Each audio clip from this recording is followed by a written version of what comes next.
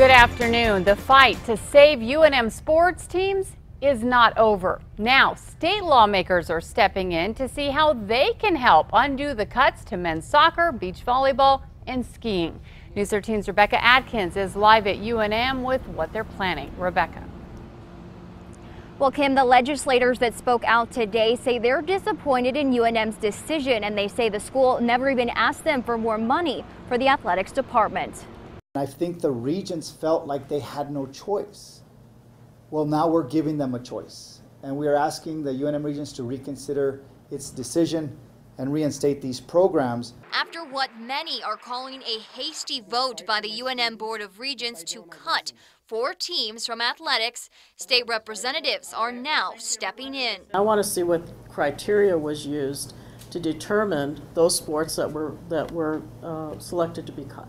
Patricia Lundstrom and Antonio Maestas were among 5 legislators who spoke out today against regents cutting men's and women's skiing, beach volleyball, and men's soccer. Across this nation, sports is part of us and part of our community and part of who we are. They all expressed disappointment and say there are other options to pay the department's debt.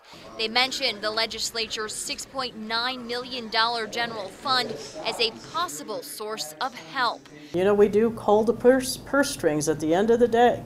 At the end of the day, the buck stops with the New Mexico legislature. But Lundstrom says that never happened. I didn't have anybody ask me for any new money. There was never a supplemental request put forth for athletics. But they don't put all the blame on UNM. If you're mad at this decision, take your family to a football game.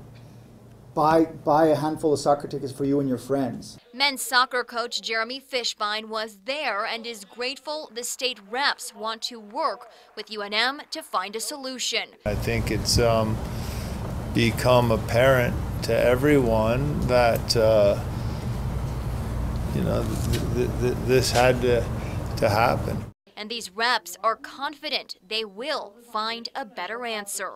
There will be Division I men's soccer in New Mexico in 2019. Now, as the head ski coach has already taken a new position in Utah, Fishbein says he's here to stay, but he couldn't answer if his players have already jumped ship to play for other schools. Kim, back to you. Okay, thanks, Rebecca. Now, the legislature could look to add funding for the state's colleges when they meet next January. We have heard from lawmakers that the state's revenues are up, so budgets could increase next year, too.